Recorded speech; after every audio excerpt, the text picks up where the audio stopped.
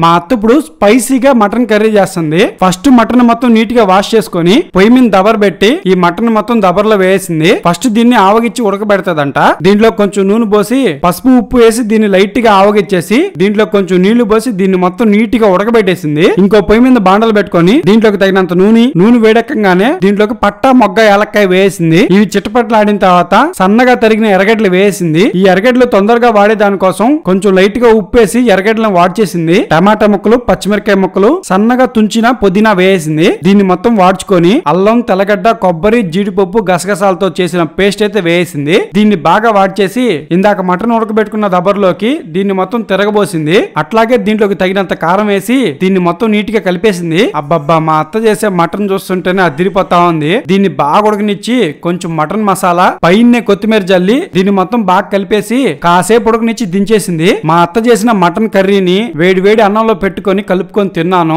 Taste మాత్రం స్పైసీగా సరిగ్గా ఉంది. మన వీడియో మీకు నచ్చితే లైక్ చేసి సబ్స్క్రైబ్ చేసుకోండి.